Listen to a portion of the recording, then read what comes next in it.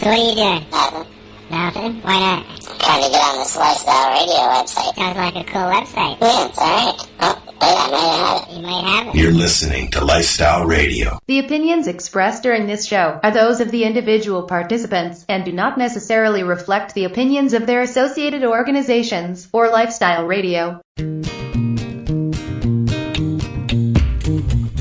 You like music, you like weed, well, we gonna be good friends indeed. This is not much I like more than smoking trees. They'll make you dance the do-si-do and teach you how the chiba grows. Smoke a bowl on the 420 radio show. On Lifestyle Radio. It's time for radio.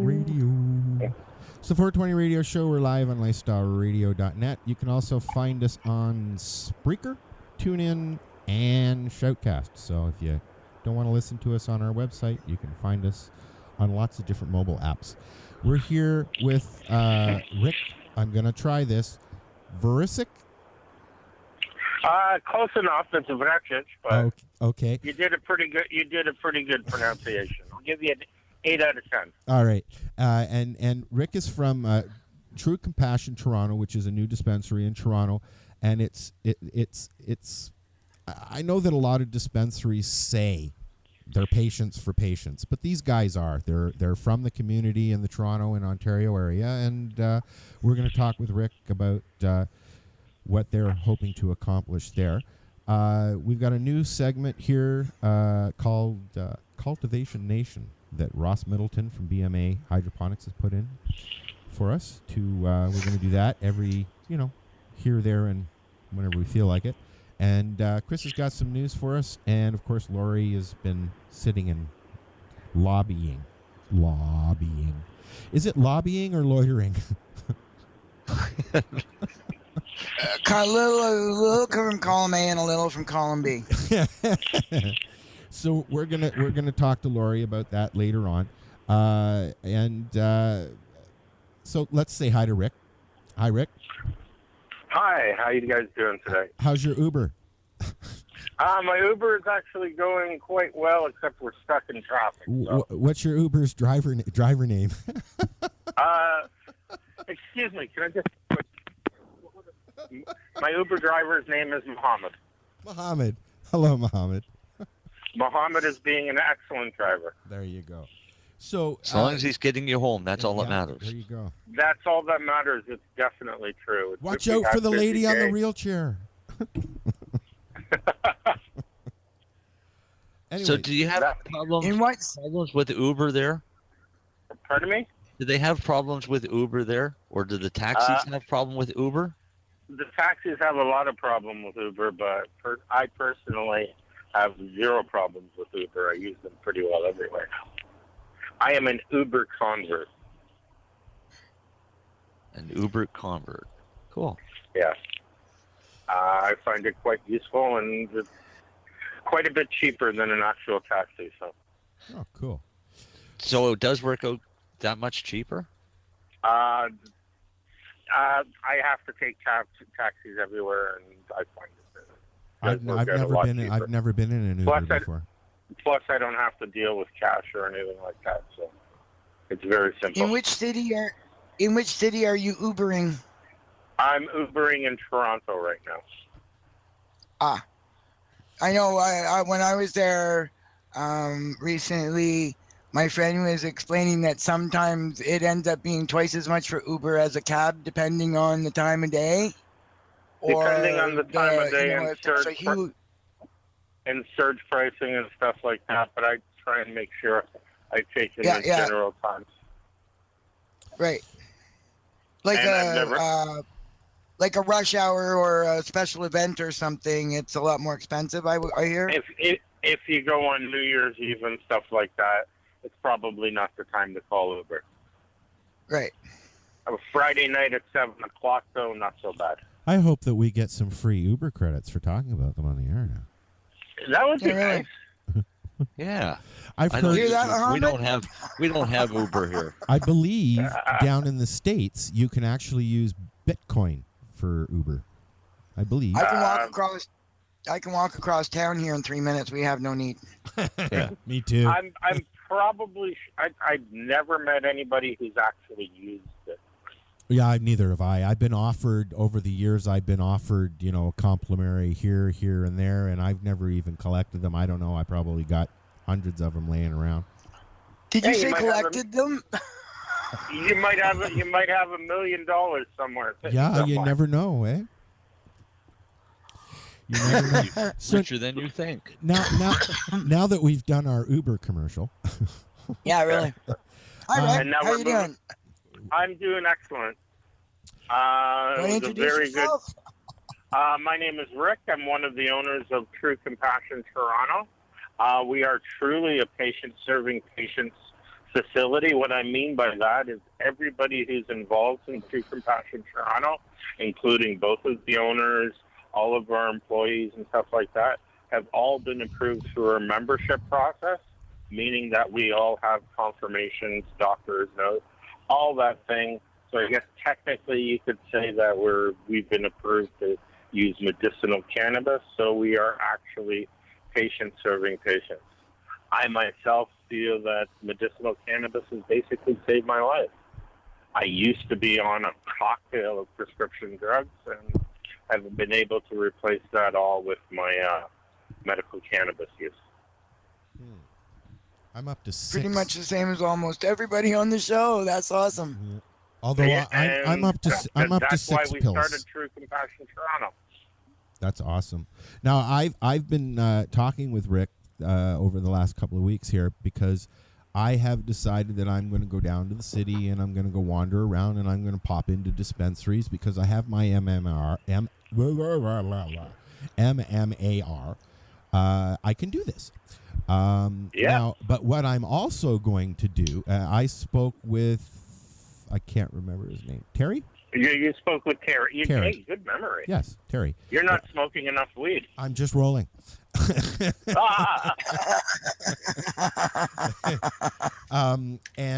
So I when talking with Rick, he suggested that, with all these dispensaries popping up, and there are a lot of them popping up, not just in Toronto.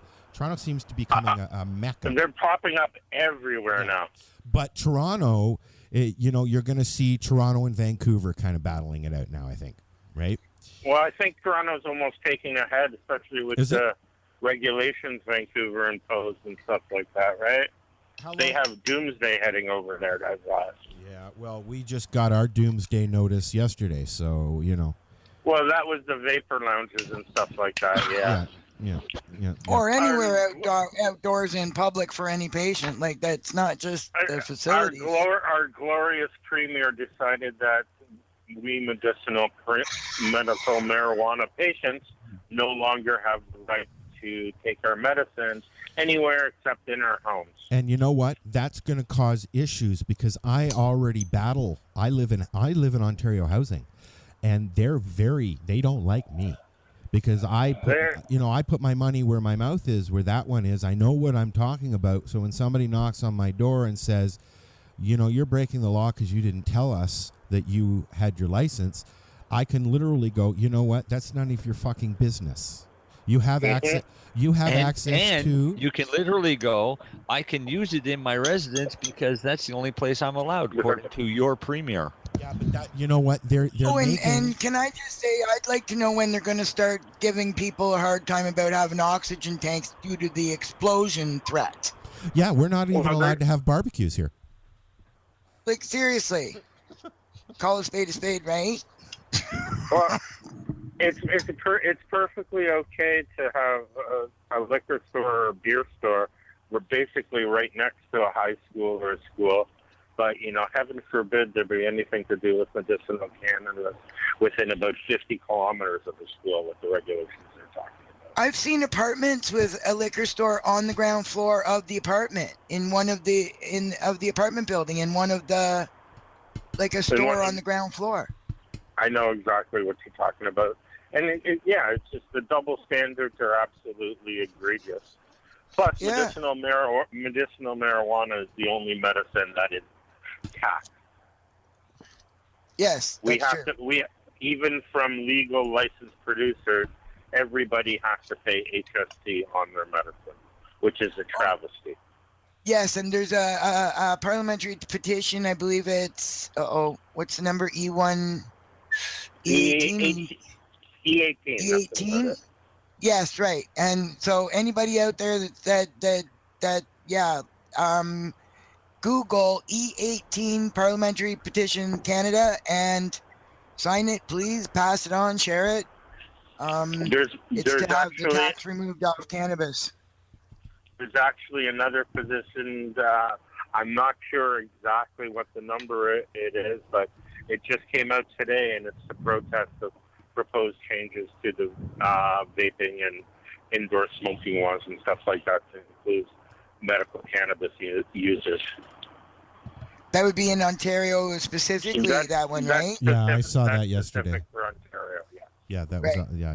was I believe that article came out yesterday, or day before. And while we're on the topic, there is another petition in the Canadian parliamentary petitions that is sponsored by Elizabeth May, which I have to say, Marcel, if you read it, it almost sounds like it's our harmonized plan. And Almost it sounds like virtually... it sounds almost like she read it. So, it does. It does. I have to give props to Elizabeth May right now because her plan is the only one that actually includes dispensaries. So is ours. That's why I said. Yeah, we sent our plan to Elizabeth May last year, right? Hey, if she stole your plan, more power to you. Hey, anybody can and more steal power the plan. to her. Exactly. We just want the plan enacted so that we can all benefit. Exactly. You know, and I thought that was the plan when we all elected Mr. Trudeau, but as we're finding out now, that was one of the many lies that seem to be coming from our Liberal government. Right, but the plan that we implemented basically took care of the patients first, and once the patients were being able to take care of, then you could implement as recreational use because the infrastructure would be in place. And the opportunity is perfect right now. The opportunity is ripe for that because after the Allard ruling, they have to do the medicinal within a timely fashion. So, hey, listen, falls right into place, right? As far as I understand, they have no priority right now in legalizing cannabis. In fact, I just come across a stat today. Since the Liberals have been in power, 22,500 Canadians have been charged with possession of cannabis. That's not true. No, I don't think so. That's not true because that's from Dana Larson's blog. Yeah. And so what Dana did is he took the numbers that were being done in the last go-around, which was still under the Conservative government. Oh, okay. And he multiplied it. Extrapolated that as a day-to-day type thing of what was going on. So his number could actually be a lot higher or a lot less. Less. Okay. I thought he actually had facts. I'm sorry about that. Yeah, no, that's understandable. Everybody was kind of under that same assumption, and I had to read it twice and realize how he did his math. Okay. Yeah, exactly. Again, my apologies to the people out there. I was under a misassumption. I was misinformed. The thing that actually struck me was for Bill Blair to say, they have to enforce the laws that are still there, because under my breath, or in my head, I was screaming, what the hell are you talking about? Enforcement is a discretionary thing. Clearly, not everybody's enforcing all these laws. You can choose not to. Well, not only that, the problem is, and the problem always has been, is laws are not equally enforced across Canada. Exactly. As somebody who's in Toronto, I enjoy greater freedoms to open up a dispensary where, we really don't expect, if we follow the proper rules, procedures, make it strictly a medicinal place, we really don't have any fear that the police are going to come in. Well, in all honesty, how the police work is, and when they say that they're only doing their job, it's true, they're doing their job. If an officer sees a crime being committed, he has no choice. He's sworn an oath to enforce the law in regards to that crime. Anything else, they're like any other human. They're lazy. They're not going to look for work. So anytime that you hear of somebody being raided, is a 99% chance that somebody filed a complaint. They're acting Right. on a community complaint. Yeah. That's what happened with Calm when they were raided. That's usually what happened. Yeah. Well, Now, a lot of times that complaint to them, they have community to follow complaint, up on it, right? yeah, that community complaint could be an off-duty police officer. And a lot of times, unfortunately, that community complaint could also be a competitor. Yes, that too. Oh, and especially in this climate, yes, exactly. Like it's like the Wild West out there now. It's worse than it. I couldn't even have imagined this ever happening before. Quite honestly, as somebody who's been involved in the industry inside Toronto for the better part of 8 years now, I didn't see this coming. I saw this coming. Exactly. I still see more coming. Oh God. Yeah. Oh yeah, but it's gone so far off the rails. Like it was like, nah, you know. Oh my God, every single day. And now like new places opening up. Oh yeah, come on in, pay us, and we'll get you a doctor on the telephone to sign you. What? Well, but it'll cost you a lot of money. Yeah. Oh yeah. Right. Well, Jesus. I don't want to call those places that, but in a lot of ways, they're a bit of a, how can I put this gently without, I'm trying not to step on any toes, a signing factory? Yeah. Yeah. I know what you mean. And basically that's all they've done is they've turned his signature into a business. Yep. A very lucrative business for some of them. Extremely lucrative. It is, and then not to trump our own horn and stuff like that, because I do know that there are other pubs out there as well, and that they still follow the quote unquote old method, or with like cam CD and stuff like that, where there are proper procedures. Right. There's a certain method, there's a certain order, and you truly want to make it a medicinal place, a place for patients, a place for us to gather to heal and stuff like that. And that's what we're trying to offer. And, it would be nice if other people would try and follow the line, or at least not call themselves compassionate if they aren't toting that line. Like, yes, exactly. If they're not compassionate, you can't call them a compassion center. I have no problem with people calling themselves a buying club, a dispensary, or whatever. But if you are not practicing actual compassionate prices and stuff like that, please don't call yourself a compassionate. There's men after my own heart. Exactly. Yeah. And I've had that fight with many of them. Well, and there was one place that I thought at one time I believe was operating on as close to that as possible on a price plus or cost plus basis. You know what I mean? Just enough to cover the overhead and whatever incidentals were required. A true not-for-profit. That kind of model, I can't see why patients wouldn't stand behind it, because for all the flating we do for our gardens, we're the first ones to recognize that not everybody can do this, and or wants to. And as we can see, when you do it on a huge scale, like a lot of the licensed producers do, it's very hard to do that big scale and quality product. Well, that's true. Exactly. Yeah. You definitely lose quality when you're going for quantity. It is, as I like to say, is growing good quality cannabis is half science, but it's also half art. Yeah. If you're not fully in love with the process, if you're not fully committed, if you're not, it's really hard to get a truly medicinal product out of it. And one of the other things, too, I've had the opportunity to speak to a couple of representatives from the Canadian Medical Cannabis Industry Association. And,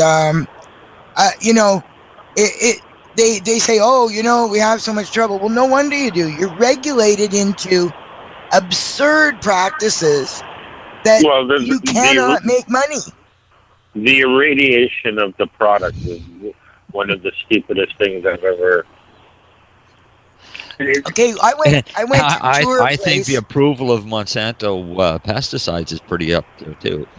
Yeah, that takes the cake as well. But I went to tour a place that had, they were waiting for their license to start production from Health Canada. Okay, the vault that they were required to build.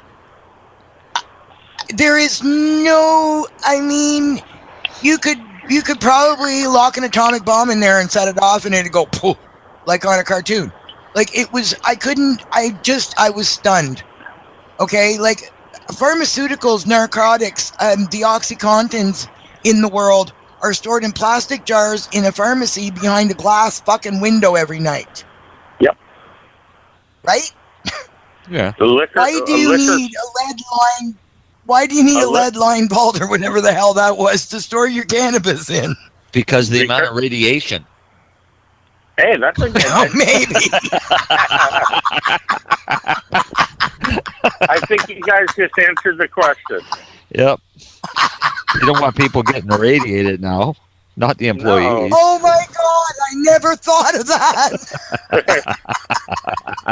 So the next question: the employees there, are they all wearing lead-lined smocks? I hope They hadn't started production yet. I was just looking at the setup and where they were going to do it, and like I mean, it's organic tomato farm basically. That they've allocated a certain percentage of their space to do cannabis instead of tomatoes, and they have bees there, and a guy comes in and swaps out the bee boxes every so often, takes away the full ones and brings in empty ones. It's all computerized for the balance of nutrients that goes out because it's a circulated system. So when it comes back, if there's any residual nutrients, the computer can measure them and adjust and blah, blah, blah. It's really quite a cool place, right? Yeah, but unfortunately... Until you see this vault at the end of the process and go, what the fuck is that? Like, oh my, yeah. Yeah, maybe it's to store all the chemicals you need to grow it. Unfortunately, since it's the banking industry doesn't really want to deal with medicinal cannabis places, maybe that's the government just going, well, you guys are going to need the big vault to store all your money you're going to make. So, it's supposed to be to store their stock. It's supposed to be to store processing and storage of their stock. I know. I was just making a little joke. Well, yeah. How much they charge for that product? Well, you'd have to having to build that thing. Well, yeah, you have to. As again, somebody who's running a center and stuff like that. Even our center, I know how much the overhead is for something like that, and it takes a lot to keep the center running, especially when you're trying to do it on a shoestring. Especially when you're trying to keep prices anywhere from like a $6 to $10 range per gram, which is what we're doing. And it's a lot of work, and it's a lot of work trying to find compassionate growers who are willing to give good product for a good price. Are you designated growers? If they were giving it for $4 a gram instead of if the patient couldn't afford it, they'd sell it to the dispensary for $4. Yeah. Are you are you finding any hassles? Are you running into hassles? Are you running into the scams? It's like anything else. I like to use the 50-50 rule kind of in my life. A lot of the people I've met have been really, really good, and there's a lot of sharks in the business as well. I'm sure you gentlemen know. Oh yes. Yeah, and that's the unfortunate part because it's created a bubble. You know, and it always seems that there's always somebody with their hands out. Yeah. So this is the 420 Radio Show. We are chatting with Rick from True Compassion Toronto. We'll be right back. We're going to listen to some Lab Cats. This is Coffee and Pot on the 420 Radio Show. Live on Lifestyle Radio, Spreaker, and tune in. Come on in the chat room and say hi.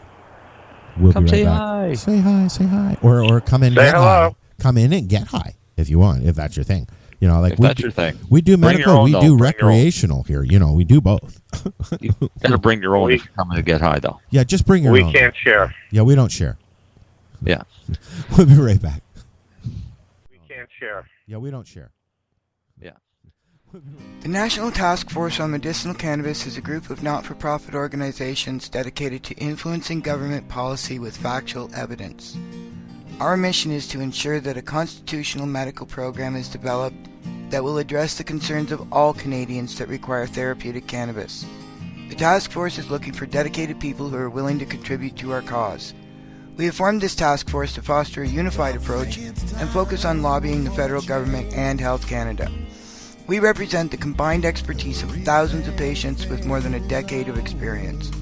As a task force participant, you, your business, or your group will have an opportunity to show that you care and offer your unique skills to promote the cause. If you would like to get involved, go to medcanataskforce.org. That's medcanataskforce.org and use the Contact Us link to get started. Help us help you.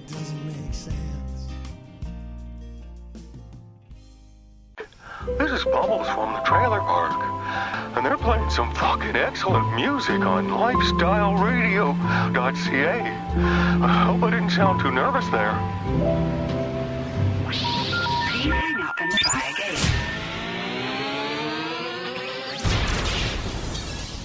You're listening to Lifestyle Radio.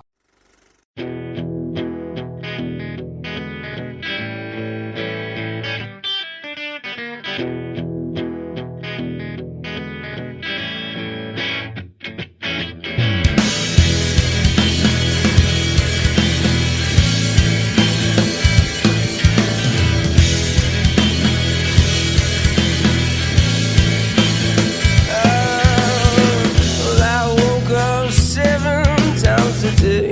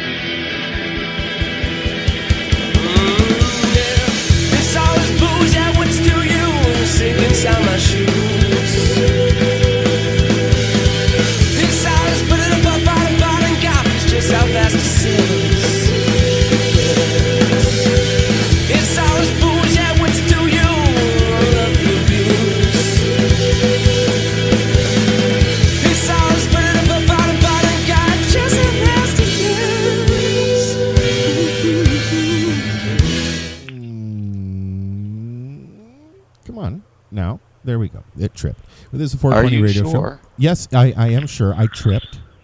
I fell. I landed softly. We're chatting with, or I should say we're continuing our chat with Rick from True Compassion Toronto. I'm going through the intake process. I'm also going to bring a couple of non-MMAR patients with me, Rick, just to see what happens for their process. Because their process is they'd come in, we'd ask them there'd be some paperwork and stuff like that, and they'd be left in the front room while we got to take the rest of you MMAR people and stuff like that fully into our center, and you guys would be able to shop, and they'd have to wait until we actually got doctor confirmation. Now, what happens in a situation when a doctor goes, no, I'm not going to sign that?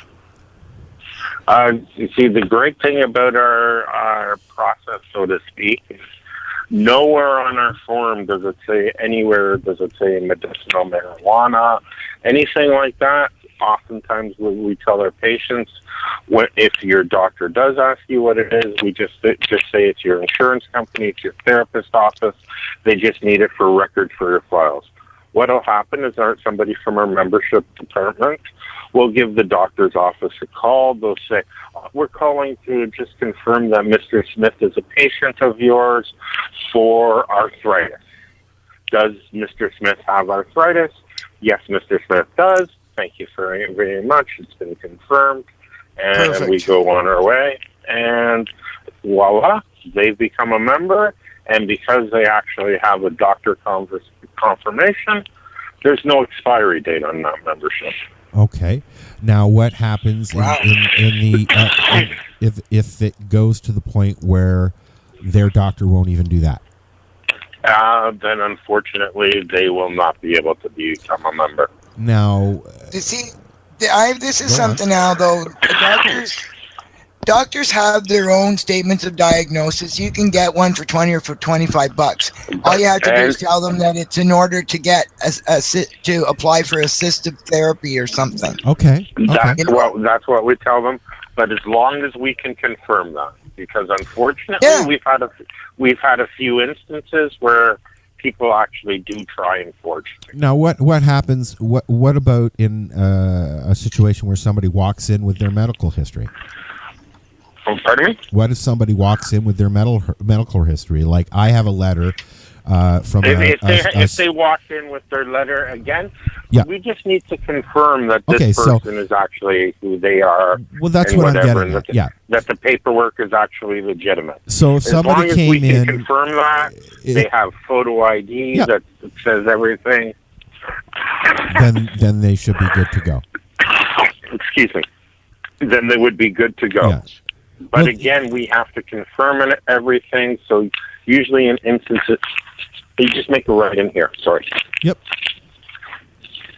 And that would be that. Sorry about that. I just got lost for a second. That's okay. Where I was going is everybody. I would think by now, if somebody is exploring the medical cannabis option to get healthy, they would have some kind of a diagnosis from somebody by that point, right? Yep. So if somebody walked in with a diagnosis, a letter of diagnosis, i.e. from applying for ODSP or some other disability, that would actually qualify as being verified? That would qualify, but again, we would still need to verify the letter of diagnosis. Okay. Because unfortunately, people do have a tendency to forge these type of letters and stuff like that. So everything needs to be verified. So we have to double check everything. We have everything in our files on their location on absolutely every one of our members. So if anybody, worst case scenario, if the government did decide to come in, every one of our members, it's documented medical information. Okay. Well, which is pretty much the same for any legitimate place. We also have copies of photograph ID and stuff like that, that the person is actually the person who the prescription or the diagnosis and anything like that. Perfect. We try and go beyond the extra mile just because we know that if worst case scenario goes, they're going to be up their ass with a 10-foot pole and stuff like that. So we're trying to make this as medicinal and as legitimate as possible and as easily to stomach for any government official or anybody if they can come in. Do you provide ID cards, like membership cards? We have membership cards for everybody. It's a complete process. And, what about so somebody comes along and they've introduced themselves to your service and everything, they've been going there for a while, but then another dispensary comes along, they have something that you don't have, but they can go over there. Now, I know a lot of people are interchanging now. They're going from this place to that place to this place to that place. But we call them card collectors. Okay, and some dispensaries are charging a transfer fee. Are you? What we do is we do not charge a transfer fee for any location. Okay. That being said, when we take paperwork from another dispensary, if they charge a transfer fee, that would be the responsibility of the patient. Yeah, obviously, yes. But we do not charge any fees whatsoever, either for transferring our files or for membership. Good to know. That's good. Well, again, we try to be. I was surprised that people were paying for membership. It seems to be a West Coast type of a thing. Well, so I hope it doesn't filter this way. West Coast outfits that are coming into Toronto, we see over some of those practices as well. So, but again, go ahead. No, I was. You finish your sentence, please. Quite honestly, I forgot. That's okay. I'm looking for jelly beans. You're looking at the jelly beans? I have jelly beans. I just had a bunch of medicated jelly beans, so maybe that's the problem. Do you guys have medicated jelly beans? We have medicated jelly beans. We're in the process of actually getting medicated nerds. What time do you open in the morning? Pardon me? I said, what time do you open in the morning? I love jelly beans. We open tomorrow morning at 11 o'clock. You can find out our stuff. We're on Weed Maps. We're on Leafly. We're even on Yelp. Awesome. And you're open 7 days? We're open 6 days a week right now. Okay. We're open Monday to Friday from 11 till 7. Okay. We're open Saturdays from 11 till 4. Mm-hmm. I can put out our membership office phone number. Sure. It's 647-977-1995. Our website is truecompassiontoronto.com. You can reach us on email as well. It's info@truecompassiontoronto. And you can even reach us through Facebook. Our Facebook page is really popular as well. And there's always somebody monitoring, and there's a billion ways to get in touch with us. And we're willing to work and to make you a member and to get you on your way and using medicinal cannabis to improve your quality of life, much the same way each and everybody involved in True Compassion Toronto has been able to improve their own quality of life. Well, tell me. If you go on our website, we have a section about our members, which is basically testimonials from us, why we use medicinal cannabis. And we also have a testimonial section from a few of our members who've written in to say what they appreciate about us and what we're doing for the community. I've actually got the first little blurb on your website here that you're established in 2015.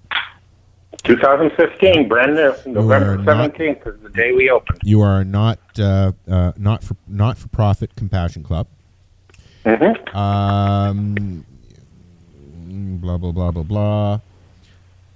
Sick and suffering. It's kind of self-explanatory.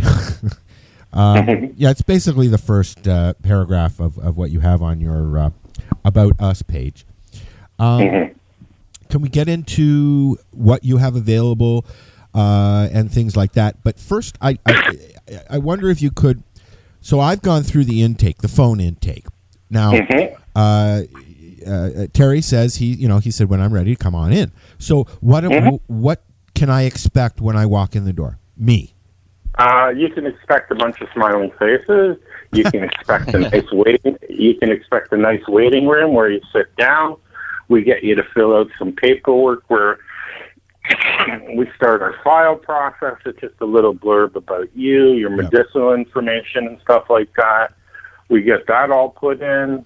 Terry talks to you about our code of conduct, which is basically, it's very common sense stuff, right? Yeah. It's the rules and regulations of our club.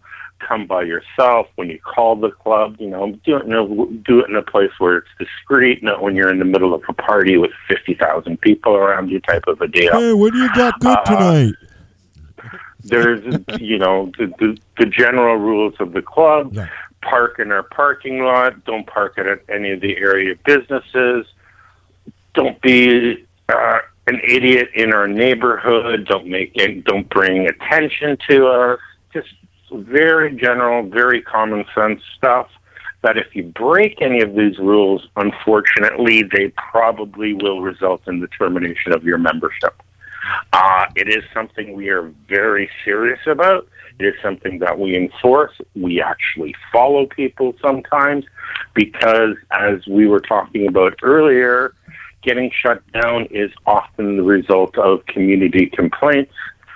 Therefore, we are trying to head off any possibility complaints in any way we can think of, to the point where we've increased the security around our building. We've put lighting. We have cameras. Our neighbors love us, and that's the function we are trying to continue. Awesome. Thank you very much. Congratulations. It's good to hear that there's a place like that around, that people are being responsible, and yeah, good to hear it. And then you guys mentioned you wanted to hear some of our products. Yeah.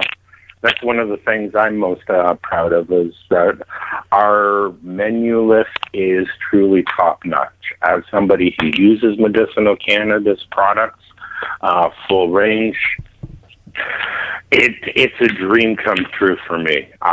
We have everything from all types of flower. I think right now we have 18 different strains of flower on our menu. We have 3 different types of hash. We have about 8 or 9 different strains of VHO. A good 20 edible products. We have our own medicated coconut oil. We have our own medicated butter. We have pain salves. We're just about to get a beautiful tincture come in that's made by a local herbalist. We're hoping for it to be used on some kids we were trying to treat for ADHD. So I have ADHD. That's why I medicate. So do apparently a lot of people. Yeah, I was diagnosed when I was 5. I was a test subject when I was a kid. So. Were you? Oh yeah. Unfortunately, yes. So unfortunately, I guess it never helped, right? Ritalin and Dextrin I was on from 5 until 16, when a doctor told me, my pediatrician basically told me that you're 16, you can make your own choice if you want to go on or off, or continue or go off. And I said, well, I'd like to go off. He said, are you smoking cannabis? I said, no. He says, well, okay, but if you do start smoking cannabis, stop taking the pills, because it's going to do the same thing. And that was, I was 16. I'm 52 this year. Wow, that's the doctor saying, well, cannabis is going to help you as well. Yeah, well, I've been medicating myself with cannabis for my ADHD, which is pretty severe. I mean, I'm on disability for it. So it's 20 years maybe. like knowingly. You know what I mean? Knowingly. I would say I've been medicating for 10 for it. And wow. I find that the CBD strains are really good. They keep me focused, and I'm not like all dopey and shit. I don't get the buzz that most people are looking after or looking for. I mean, you know. Mm-hmm. I find that as well. That I eat a lot of edibles. I go through 3 or 4 what we call super cookies a day, and that's basically my medication. And I don't feel it the same way. I know people who says, "How can you have 4 of those cookies?" I have 1 and I'm destroyed because of my pain situation and stuff like that. It doesn't affect me quite the same way it affects other people. It's also I don't know your because tolerances. it's going to my pain or something like that. But when I was on the opiates and stuff like that, I used to have friends who say, you know, "How can you take so many perks a day?" I have a couple and I'd wasted.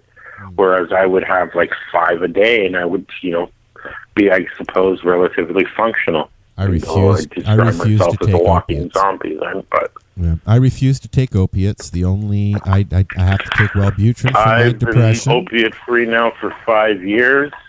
Yep. I made it through my whole life not being a junkie until I was prescribed opiates by my family doctor. And it was literally hell to get that. I was offered, and I said no thank you. I would never go back. Yeah, I said no thank you. They did put me on Wellbutrin to help with the depression because I don't have cannabis readily available. And then for my pain, when I don't have cannabis, I have Sesamet or Nabilone, as they call it clinically. Sesamet didn't really work. No, it's starting not to work for me. I asked my doctor about. I wanted to try this Sativex just to see if that would help because I know that a tincture does help for me. I really actually quite enjoy going about my day after I've had a little tincture in my tea in the morning. But unfortunately, this particular doctor that I'm seeing won't prescribe it because I don't have MS. And right now, that's all they're prescribing it for, she said. So she gave me the choice of staying on the Sesamet or not, and which I use when I don't have bud or some other form, you know. If you're using Sesamet, if I can just make a recommendation to you, I would recommend edibles. I'm telling you, if you find Sesamet effective, edibles will be 10 times as effective as Sesamet. And when I have access to, or when I make my own, because I do make my own butter and I make my own medibles, that's great. But unfortunately, being on ODSP, living on not even $900 a month. It is a strain. We understand that. So since we're at that, can we talk about what are you doing as far as compassionate prices go? I can say right now is that we offer a full range of prices. We try and keep all of our cannabis prices from $6. We're trying to push it lower, but quite honestly, it's a struggle even to put medicine on for $6 a gram. Yeah. And keep the doors open and stuff like that. And then we're charging a maximum for flower of $10 a gram. We also have hashish on we have a compassionate price of $12 a gram, and then we have 2 of our higher grades, which are $15 a gram. And then we also have BHO, which can range anywhere from $50 to $60 a gram. Sold in quarter grams, half grams, and 1 gram packages. And then we have a full range of edible products, and these are available in prices from $3 for a little candy to $13 for a super cookie. And of that super cookie, most people usually get about 4 doses out of that. And I've had one of those. and again, I'm saying most people. Everybody's different. Well, most Right. people, as soon as they eat the first quarter and it kicks in, they eat the rest of the cookie. Yep. Well, most people delete the quarter. They'll wait 10 minutes. And go, hey, this hasn't. I didn't wait 10 minutes. I'm going to eat some more. I And then they find out sooner or later that eventually it does hit. I went to see Cat Stevens a few years ago when he was in Toronto, and I knew that I was going to be waiting in line for a long time, which I have issues with. So I went to another Compassion Club, and I got a rather large, what they called a whoopee cookie.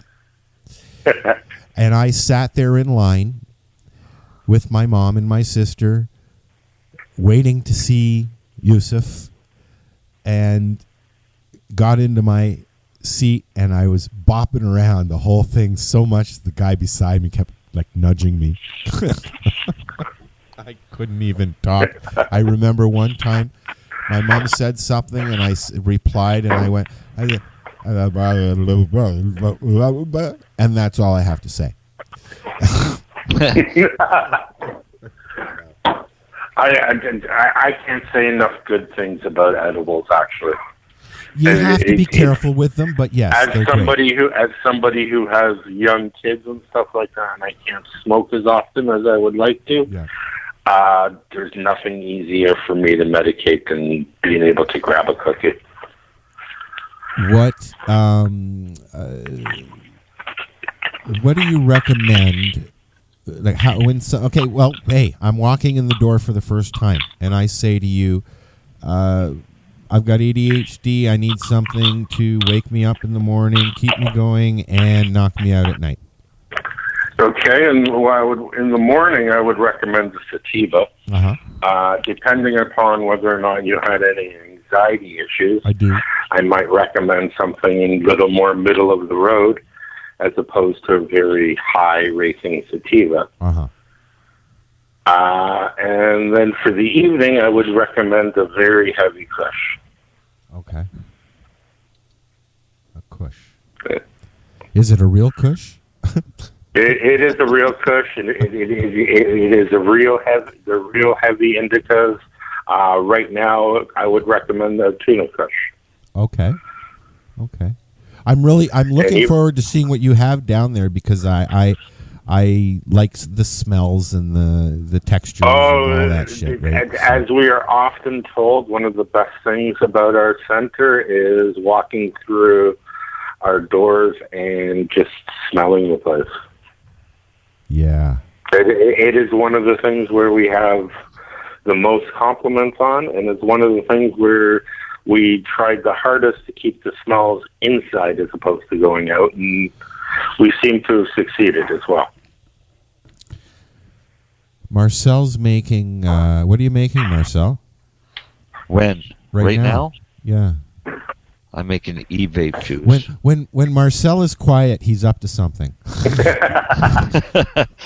I'm actually making e-vape juice and listening to you guys. No, that's why I'm asking. Do you have things like that available? We right now we just got in stock these portable fan pens.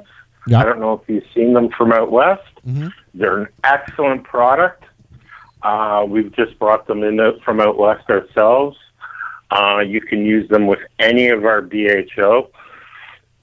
And it's basically a very portable way to get a very full hit of the dab. You got shatter and things like that as well? We are in the process of getting the e-juice pens as well. We don't have them at the moment. Okay. But it is something that we're working on. And what about the shatters and the ear wax and all of that? We have the wax, we have the shatter, Okay. we have the BHO. We do all of those in-house. Okay. So we have full control over it. And as we found, it's the shatter, the wax, and stuff like that. It basically depends on the strain. Some strains will come out with a more waxy BHO. Other strains will come out with a more shattery BHO. I've never. That's the one thing that I mean, I've tried wax. I think it was wax. I don't know, but I mean, it was on the nail and everything like that. But other than that, I've never. Basically, anything that you're taking on a tie nail and stuff like that. Yeah, it can be anything. It's BHO. So if it's shatter, if it's wax, if it's goo, I've heard like so many different butter. There's a whole range of different sayings or whatever. It's all basically the same thing. It's butane extracted honey oil, or now recently they're doing a CO2 extraction. And then of course now there's the rosin method as well. Okay, so you're not using butane then? We are using butane, but there's also a process where people are using CO2 extraction. Are you finding patients having any issues at all with the BHO? Aside from, people who green out from doing a little bit too much the first time. Yeah. No. I find it's actually for, again, medicinal patients, people who are using it for chronic pain situations and stuff like that. Yeah. I find it a much more effective, much more cleaner way of medicating. You're able to get a full-size hit. You're able to get the pain relief you need. It's instantaneous, and in one inhale, you're taking a whole like a blunt's worth, basically. Yeah. If you're doing a good sized dab in one hit. Comparing it to the naphtha way, as far as leftover residues and things like that. Again, because we vacuum purge and stuff like that, there is no leftover residue. Okay. We are trying to get the cleanest product out there possible. Okay.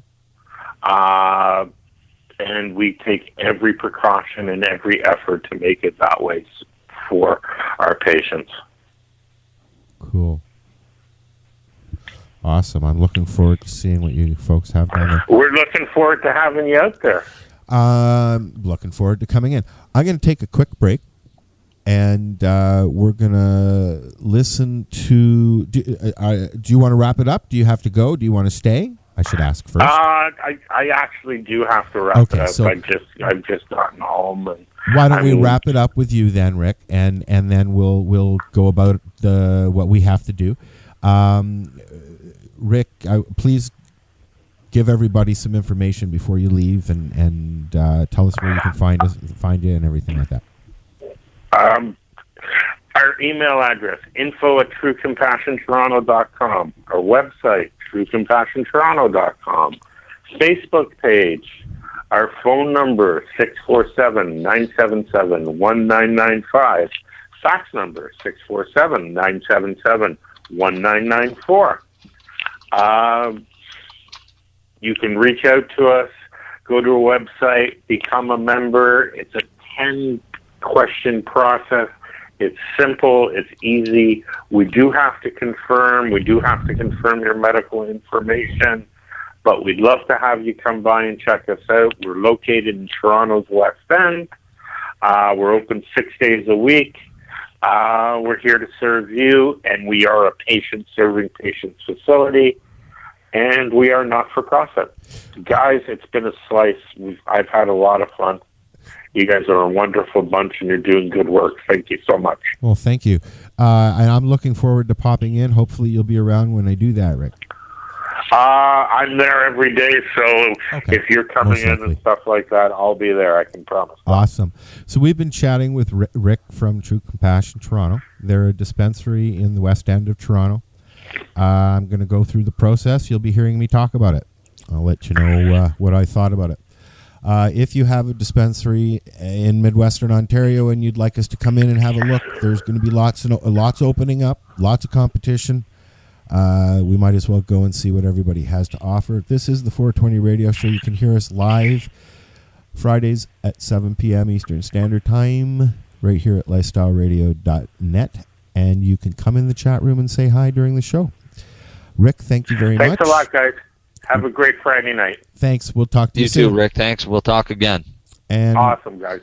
we're going to listen to Chris Backer in the news and a song, and we'll be back in about 10 minutes. This is the 420 Radio Show. Where's my button? There it is. Good evening. I'm Coulter Wonkite. I'm already into the 420, damn it.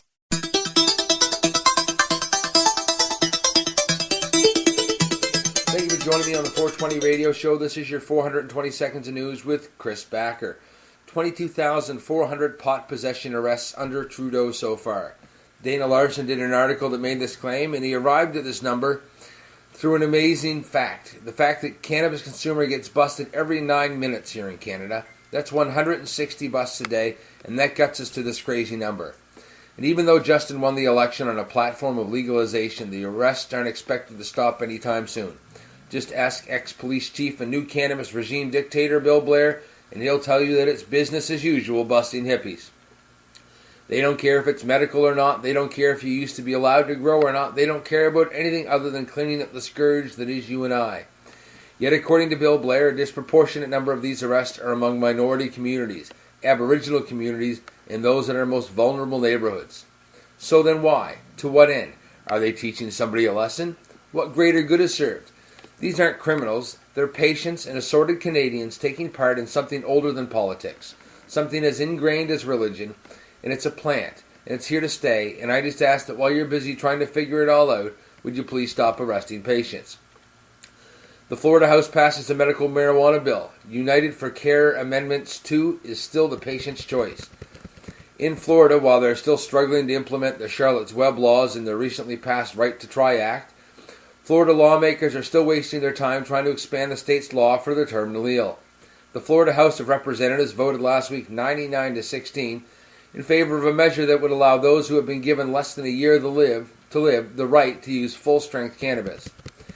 If passed, this would give specific producers the freedom to grow, manufacture, and distribute high-potency cannabis products for dying patients who qualify for the use of experimental medications. The language of the measure indicates that the patients given less than a year to live can get their hands on cannabis as long as 2 physicians are willing to provide them with an authorization. As it stands, patients with cancer and conditions leading to chronic seizures can obtain a recommendation from their doctor to use cannabis products with less than 5% THC. Unfortunately, even though the law was passed in 2014, the State Department of Health has been less than effective at bringing the program to fruition. It is not expected to serve a single patient until at least 2017. 68% of Floridians are for the program, 28% were opposed, yet they are still left to suffer while politicians argue using opinions instead of facts.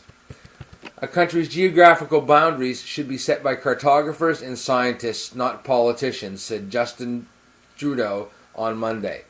This was in response to Vladimir Putin's claim that the North Pole and 500,000 square miles of the continental shelf underneath the Arctic Ocean are in fact Russian territory. However, it would be unfair to dismiss Putin's territorial claim simply because of his personality, Trudeau said. He also said, because however much we might dislike Mr. Putin on a personal level, that doesn't make him automatically wrong. The science will determine whether or not that's the case. He went on to say, I think he's wrong, and from what I've seen of the science, I believe he's wrong. But you just can't disagree with someone who you disagree with because you disagree with them. Nice one, Justin. I think Justin's forgetting that even if we own it now, that doesn't mean we'll own it in the future. Just ask Native Canadians or Native Americans whether or not just because you owned it first works as a valued argument to the ones that want it now. This claim that he trusts science holds little weight when the other guy just doesn't care and decides that they want it. Now, his fact that he trusts science would also get him legalizing cannabis a little faster than he is. In BC, a judge says minimum sentence for cannabis production cruel and unusual. In the second case since its implementation, another judge, Justice Laurie Fenlon, decided against using the Conservatives' mandatory minimum sentencing in dealing with patients charged with growing cannabis for the purposes of trafficking. Justice Fenlon said since the legal definition of trafficking can include giving cannabis away, the law might inadvertently incarcerate students or sick people for sharing homegrown medicine. In citing some examples, Justice Fenlon said, I noted that 6-month sentence is typical for a first-time trafficker involved in a relatively sophisticated commercial dial-a-dope operation. But imposing that same sentence on a 19-year-old student or a migraine sufferer who is growing 6 plants intending to share them with friends would, in my view, be abhorrent to most Canadians, and I think that she'd be right.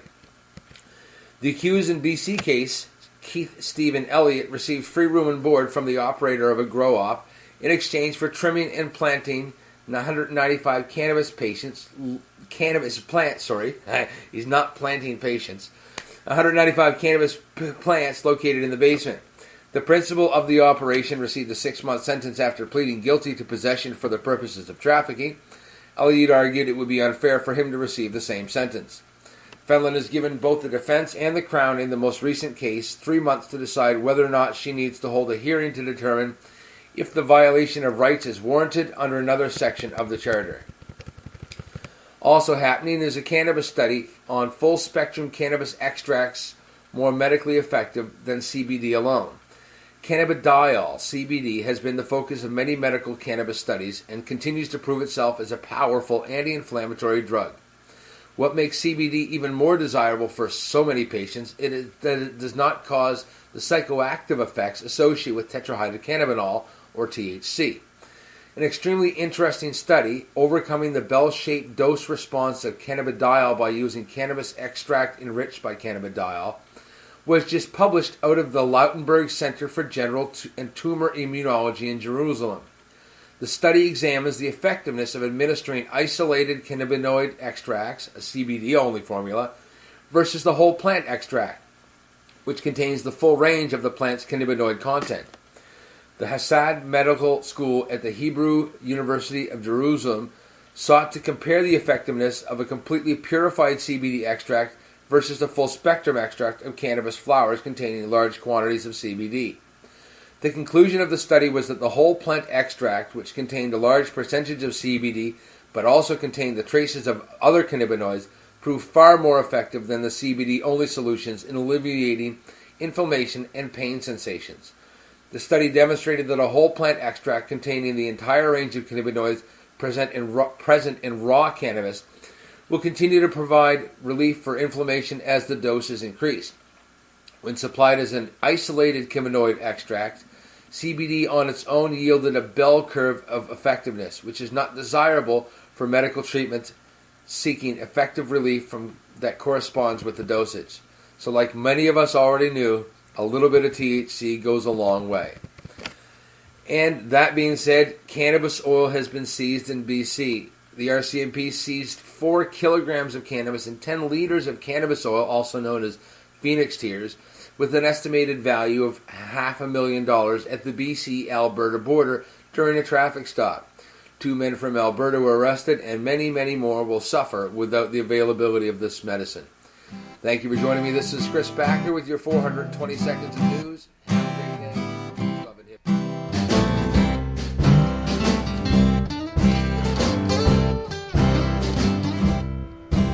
Let me tell you a little story about a guy named Bob.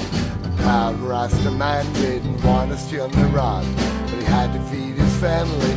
Things were getting hard, so he plants a little ganja in his backyard. Pot, that is, Acapulco Gold, Sensi Tea.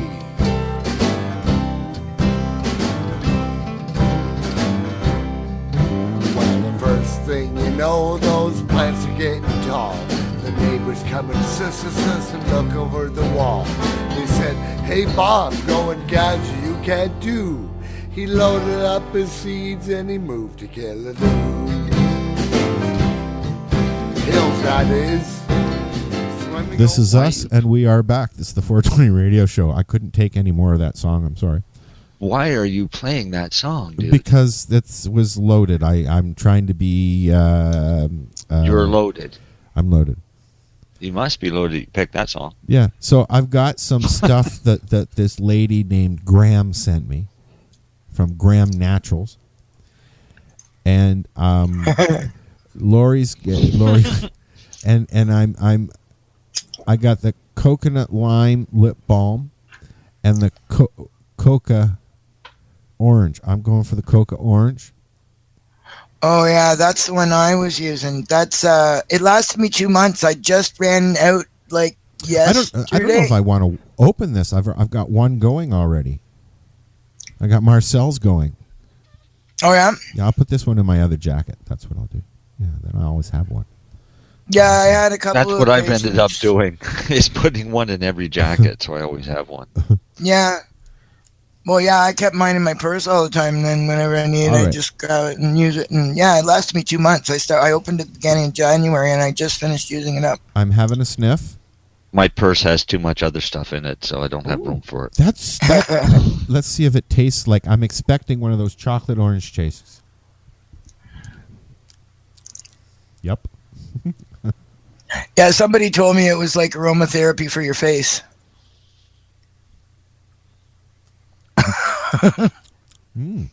That's yummy. Yeah. So I got those, and I got what are the other two? Let me see.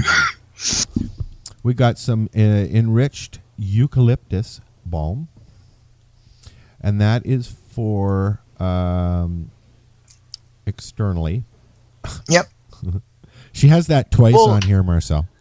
I put external use on that because there is emu oil in it, right? And it actually says it contains animal product because the other one does not. Oh, okay. So, right? And then the other one like, is they must have squeezed. Do they an emu squeeze? or something. Do they? Yeah, I was going to say, like, do they squeeze an emu? What part of the emu gets squeezed? I have no idea. Do they have super oily skin? I have no clue. Okay, so tell me what this enriched cocoa butter one is. That's all that is cocoa butter. Yeah. Enriched with cannabis oil. That's it. And that's for external use only as well. Well, you could, whatever you might use cocoa butter for. Somebody told me it's really good for skin softening, and so it's just got a little bit of cannabis oil in it. Eat it. You can do anything. Well, Eat that's it. I have other ones that's nothing but coconut oil and cannabis oil. But you can eat coconut butter. Cocoa butter. That's why it doesn't. That's why it doesn't say external use only. I don't think on that one. Yes, it does. Eat it. I'm tasting. Tasting on the air. Mix it with something for flavor. I got tea. Yuck. There might be a tiny bit of. There might be a tiny. Oh no, the cocoa butter, the infused cocoa butter has no wax in it. No, it doesn't have beeswax in it. Let me know. I'll read the. After he gets it in his mouth. Oh well, come on! Everybody chews beeswax when you're kids, and that honeycomb with the honey in it. Natural cocoa butter. We mean chew it. You eat it. Cannabis resin and organic coconut oil. That's it. Yeah. It contains 1 ounce, 330 millimeters. Of course, somebody calling me during the show. And it may help soften my heels. Yeah, I say may just so like I can't be claiming that it's going to actually do anything because then I have to like go through the government or something. Really? But yeah, the whole reason I started doing this is I've been making products for myself for years, right? And people come over and I share with other patients. And after so many years of people go, oh, you really should make that for other people. Oh, you really should make that for other people. Somebody talked me into selling them a jar of that balm one day and started this whole ridiculous situation. Ooh. So yeah. This smells good. I will make it for anybody that enjoys the use of it. Yeah. That's awesome. Thank you for sending me that. I appreciate it. So I'm interested in feedback. I do that because I want to know how it works for you. I just opened the bottle. Didn't you hear my feedback? This was my feedback. Oh my God, that smells so good. And I'm going to taste some. I'm going to taste some right now. I'm tasting. Da da da da da. Da da da da da.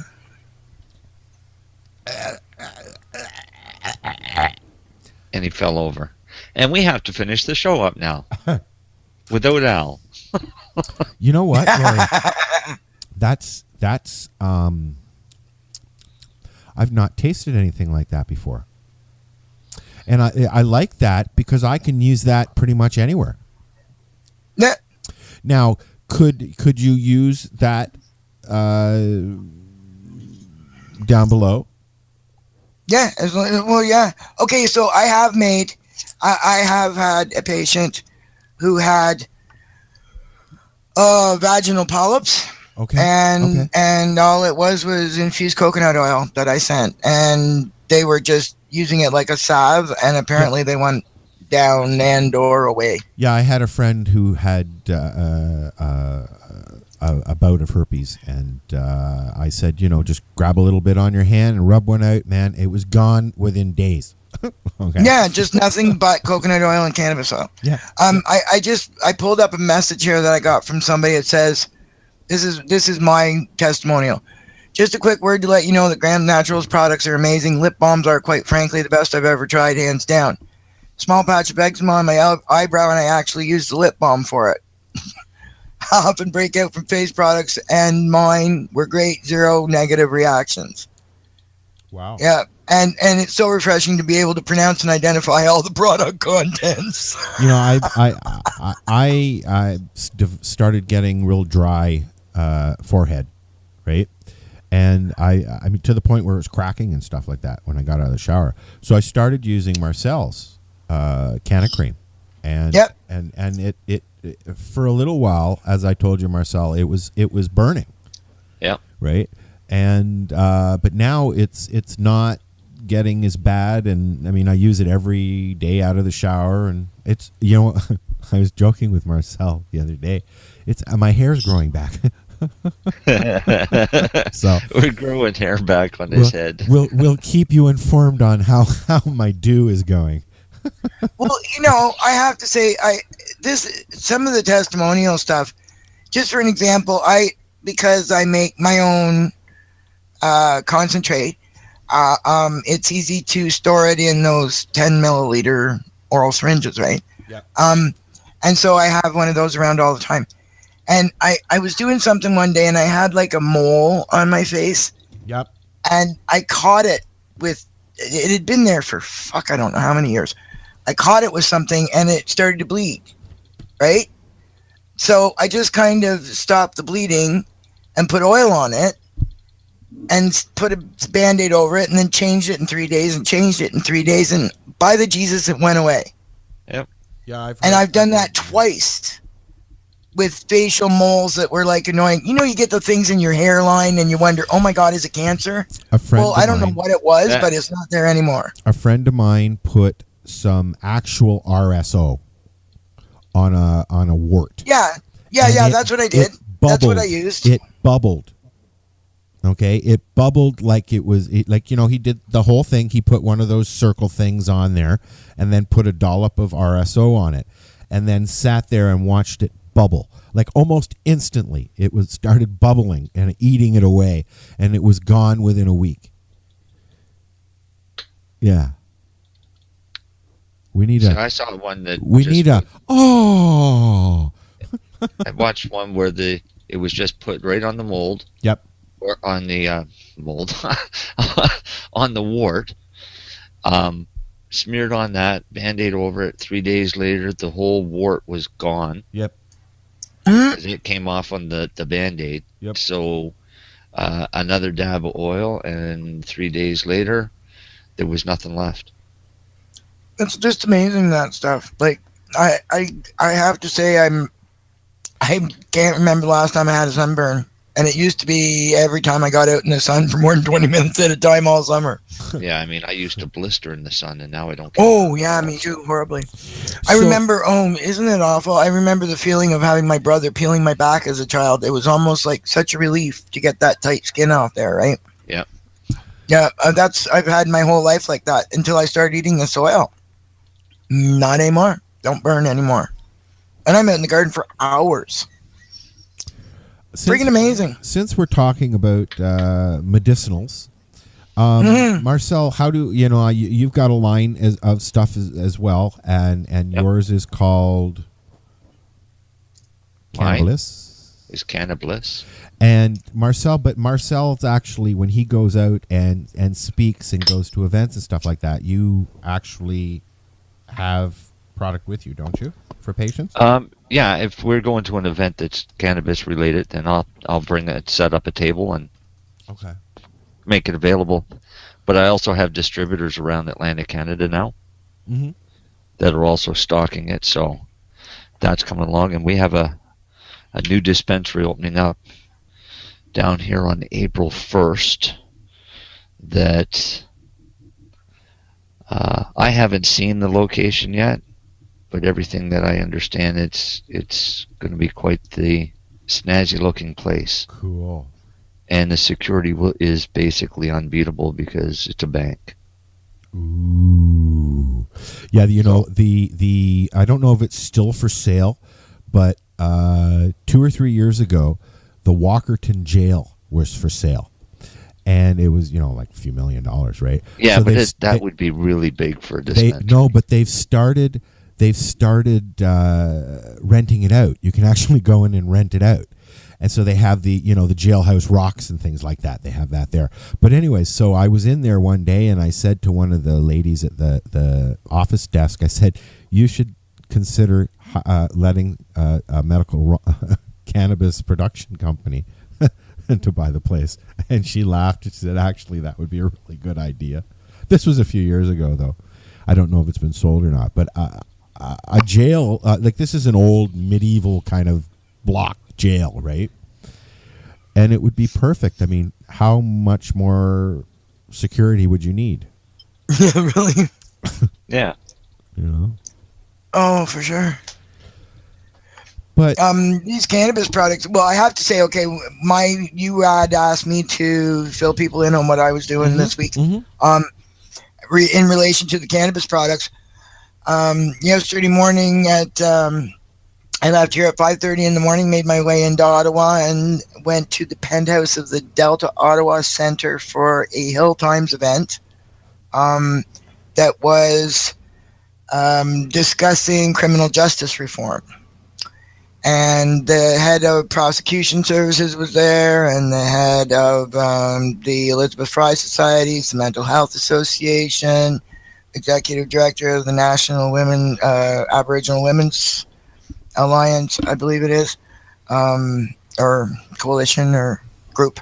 Who else was? One of those words. Oh yeah, the corrections, public service employee corrections people. Including prison guards and parole and aftercare officers, and like anybody that isn't prosecution related. So it was all those folks. And basically every single person who spoke repeated the same thing, that we're in a horrible situation. One of them blamed the first guy that spoke basically laid it on Harper and his stuff on crime approach, and oh my God, what the hell has happened here? And some of the stats were just amazing, like that there are more Indigenous children in foster care today than there have ever been in residential schools, is one statistic that blew me the hell away.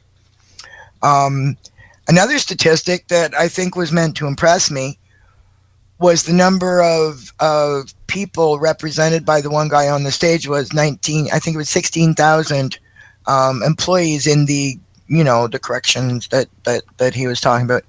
And I was sitting there in the audience thinking, oh my God, I represent a whole fuck of a lot more than that, sick people. So yeah, I'm there, and I had to medicate, and I couldn't use vaporizer or smoke. So I have my eyedropper, brown bottles with an eyedropper, and they have grams label on them. So I sat down and with my cup of coffee, and I took out my bottles and I put them on the table in front of me, and I took a couple of drops of glycerin and a couple of drops of infused grapeseed oil in front of all these lawyers and legal and justice people. And yeah. Years ago, when we first had the MMPR starting to phase in at the end of September in 2013 there, I had been in touch with Kim Pate, who is the executive director of the Elizabeth Fry Societies. And we'd had a bit of a conversation. I'm not sure. I don't really specifically remember if we talked and emailed or just emailed, but she was on the panel yesterday. So after the event, I stood back and waited my turn till she was free, and she saw me waiting and walked over, and I handed her my card, and the first thing she did was look at my card and look up and go, I remember you. I never did follow up with you. And I said, no. And I said, now might be the time. And she said, you will definitely be hearing from me. So, yeah, I'm looking forward to that. After the event, somebody else approached me. I approached them and thanked them for, their participation, whatever involvement it was that they had, because it was an excellent event. I have to say, one fellow I saw there, I believe was a lawyer. I think he goes for breakfast. It was a wicked layout of breakfast. They had, what do you call them? Smoothies and coffee and juices and every imaginable breakfast food you could think of in the penthouse overlooking the city of Ottawa with all this glass wall. It was awesome. And it's free. And then, so yeah, afterwards I had said, thank you very much for the opportunity to come. Excellent opportunity or excellent experience, right? And introduce myself and, I was wondering if my dad really needs that. Oh, really? Yeah, well, he really, he's tired of smoking and he doesn't want to go on the opiates and he really wants to go, but he doesn't know how to find it. Wow. Well, here's my card. Right? So yeah, it was really cool. And I was tweeting through their app.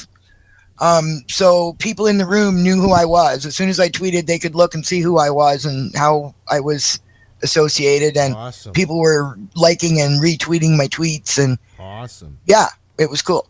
I need to watch your Twitter when you're in those things. It's the only... I'm technologically challenged with anything smaller than a laptop. Yeah, well, eventually you'll be walking with an open mic. No, I'm kidding. Well, I thought I was Facebooking, but maybe it waited till after I got to the Wi-Fi at Tim Hortons to send it. I have no freaking idea. I have to learn how to get onto the Wi-Fi's in places that I'm going, you know what I mean?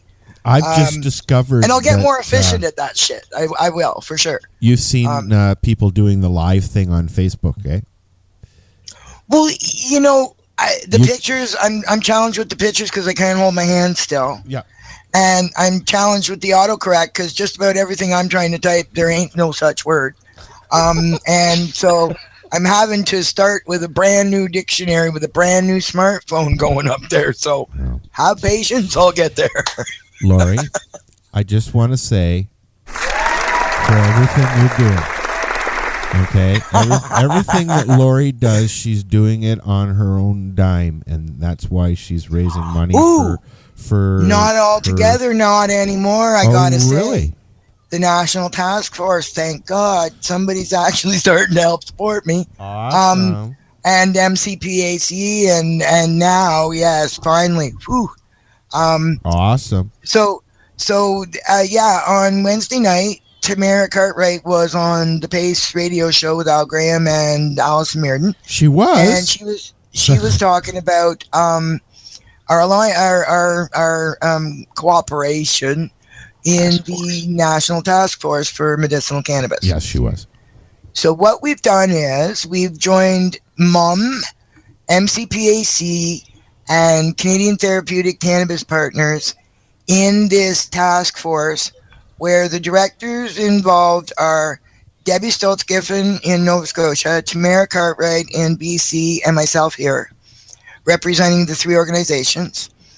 We're 45 and over, we're moms and we're grandmoms, and we need cannabis to get by, and every one of us has our own weird and uniquely identifiable disease.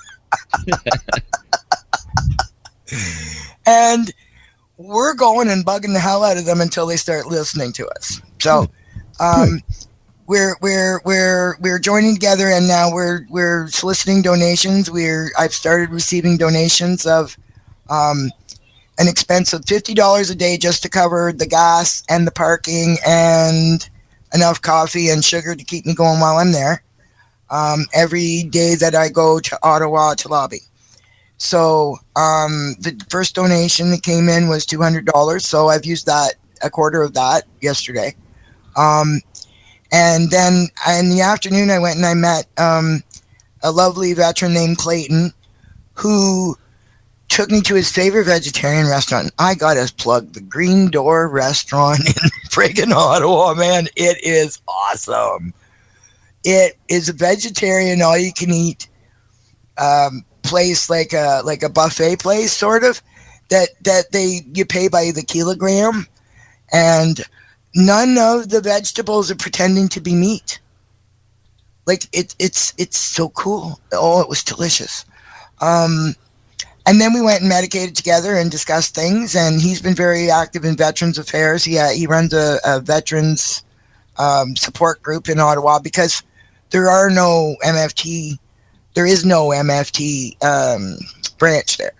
So he meets with other veterans and they discuss and support each other. And awesome. He uses cannabis. We had a great conversation, and he has donated his services to help shuttle me to and from Ottawa. So instead of having to drive and park and hike, I can medicate, get dropped off, go and do what I need to do. Woo! One of the more, it's just, yeah, so the support's coming out, and my next day that I have scheduled, I'm hoping to be able to schedule something else before then, is March 23rd. And my first meeting in the morning is with a research assistant and parliamentary advisor to Senator Grant Mitchell from Alberta, who is the senator that I spoke with at length, reasonable length, at the Senate Forum, the Liberal Senate Forum there.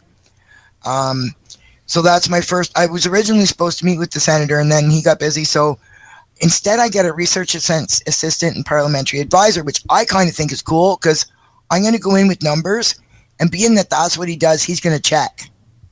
Good. Right? So when I had conversation with you, Marcel, previously, about we need to take the statistics that the government has gathered and present them back to them in support of our cause and our case, that's exactly what I plan to do. Yeah. And then it'll be his opportunity to discredit me or go, holy shit, she's right. Right? Yeah. And then after that, I'm going to meet with another senator in his office at 11. And then you never know from there, right?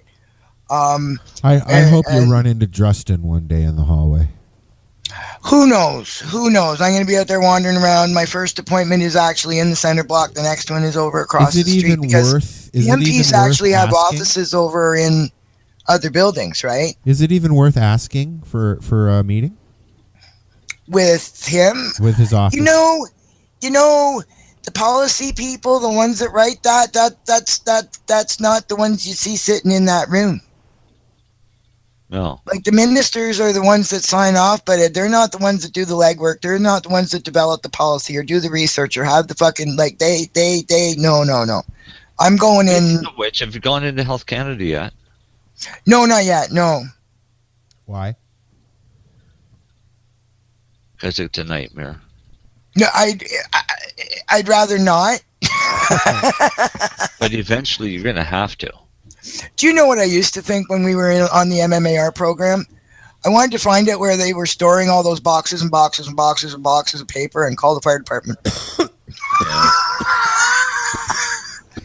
Because they'd have such a hard time.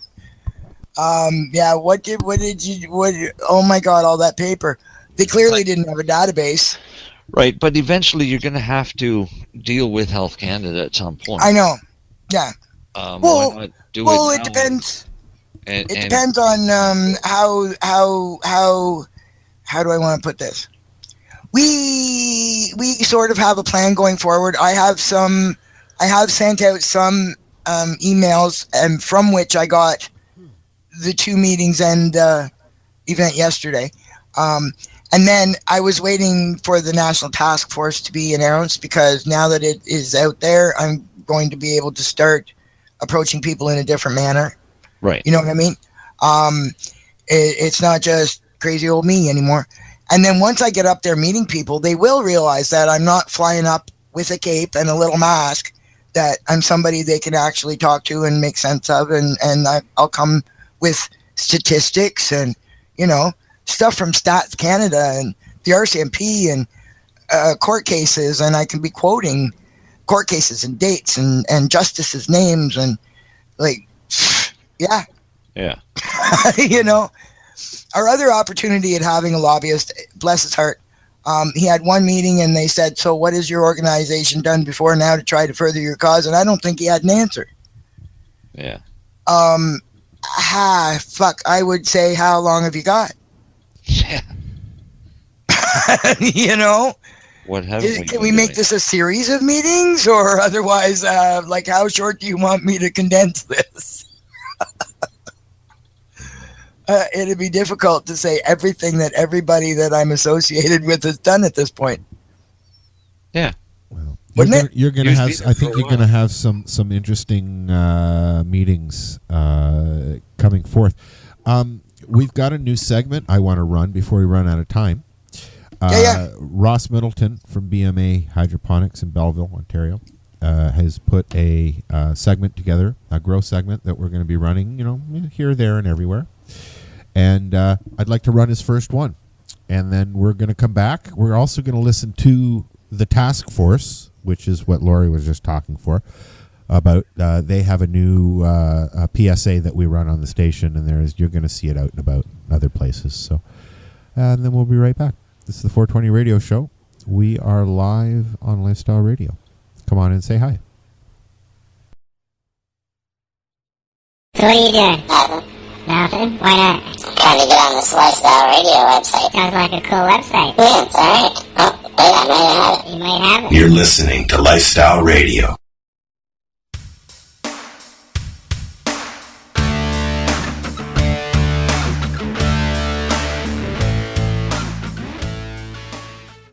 Welcome to Cultivation Nation, brought to you by your urban horticultural experts at BMA Hydroponics and our good friends at Lifestyle Radio. This is our first of many episodes on Lifestyle Radio, offering valuable information and tips and tricks on cannabis cultivation. So let's start at the beginning and talk about cannabis origins and strains. It is believed that cannabis originated somewhere in Africa tens of thousands of years ago. Humans discovered this plant early on and recognized it for its exceptional properties as a medicine, fiber source, and for spiritual uses. As people migrated out of Africa, the plant soon spread to the Middle East, India, Asia, and even Europe. As early civilizations were established and agricultural methods developed, people from Egypt to India, Thailand to China, Russia, and even Europe began cultivating this versatile herb. All these regions, from jungles to deserts, mountains and valleys at many different latitudes, created a variety of conditions, and cannabis adapted readily in its new environments, producing several different subspecies now known as Cannabis sativa, Cannabis indica, and Cannabis ruderalis. These early adaptations were known as landrace strains and were either self-seeding or were easily cultivated with little effort by simply broadcasting or spreading the seeds by hand. Over the course of thousands of years of adaptation, numerous varieties of the three main species, such as Afghani, Himalayan, Middle Eastern, Asian, and even European strains were developed. In more modern times, cannabis was brought to North and South America by early settlers coming to the New World. Cannabis continued to adapt and change to its new environments, producing other varieties like Colombian, Mexican, Jamaican, and American strains. Most of these varieties are still growing today and have become well suited to their individual conditions. All these changes over time altered the chemical structure of this plant that already contained hundreds of cannabinoids. THC is the most well-known cannabinoid because it is the one that produces the euphoric feeling that you get when you consume cannabis, but there are many other cannabinoids such as CBD, CBN, CBC, and a host of others. Just by a freak of nature, all mammals, including humans, had developed an endocannabinoid system in their brains over millions of years, and cannabinoids from cannabis just happened to fit perfectly into these receptors in our brains. More recently, cannabis has been used for recreational purposes, becoming very predominant in the 1960s and 70s. By the 1990s, people had discovered that this versatile plant could be adapted to be grown indoors under high-intensity lighting. This led to a boom in genetic modification of cannabis. By interbreeding all the various varieties of the main subspecies, hundreds of hybrid strains have been developed. Strains with names like White Widow, Haze, Northern Lights, and even Girl Scout cookies have been developed. All these strains have one thing in common. They all possess the genes handed down by those three original subspecies, each one producing its own unique cannabinoid profile, producing a variety of effects. Recently, the medicinal value of cannabis has been rediscovered. These medicinal properties have been known for thousands of years and first offered as commercial remedies in the last half of the 19th century, but were lost due to prohibition of cannabis in the early 20th century. Now, with more countries legalizing cannabis for medicinal and recreational use, the evolution of cannabis strains has accelerated and is taking us into uncharted waters. So remember, when you select a strain for medicinal or recreational use, it is essential that you know the genetic makeup of the one that you choose. If you have any questions about this or any other episode of Cultivation Nation, please submit them to our friends at Lifestyle Radio, the 420 Radio Show, or Pace Radio Show. Good day and good growing from your friends at BMA Hydroponics. We can be found online at bmahydroponics.com or on facebook.com/BMAHydro.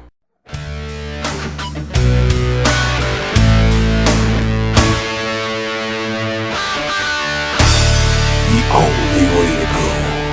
The National Task Force on Medicinal Cannabis is a group of not-for-profit organizations dedicated to influencing government policy with factual evidence. Our mission is to ensure that a constitutional medical program is developed that will address the concerns of all Canadians that require therapeutic cannabis. The task force is looking for dedicated people who are willing to contribute to our cause. We have formed this task force to foster a unified approach and focus on lobbying the federal government and Health Canada. We represent the combined expertise of thousands of patients with more than a decade of experience. As a task force participant, you, your business, or your group will have an opportunity to show that you care and offer your unique skills to promote the cause. If you would like to get involved, go to medcanataskforce.org. That's medcanataskforce.org and use the Contact Us link to get started. Help us help you. That close. Okay. And we're back. Oh, Jesus. There's that damn echo again. With an echo. With an echo. We're back. That was the task force, and that was also Ross's first Cultivation Nation. He's going to be doing a bunch of those. We're going to play them on the station as a nation for a creation and vacation. Oh, God. That was really good. A lot of people don't understand all that, though. The background about where cannabis came from and all how it split into all the different. Yeah, a lot of people don't understand that. I've gotten to know Ross a little bit, and you guys know him a little bit as well. And so, I mean, he's pretty detailed. So I'm looking forward. Those segments are going to be, 5-10 minutes. We'll run them on the show every time we get a new one. We'll run them here on the show, and then we're going to put them into a folder, and they'll run randomly throughout the day to bother people who are sitting there going, "Yeah, man, great tune," and then all of a sudden you got to listen to Ross for 5 minutes. Nobody's laughing.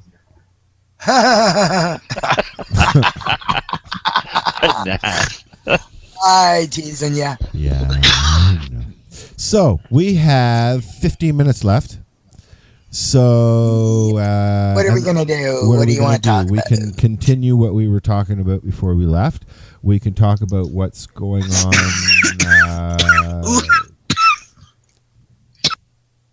We could cough. We could cough. It's Laurie's turn to cough this time. I was coughing at the commercial. Uh-oh. I'm okay.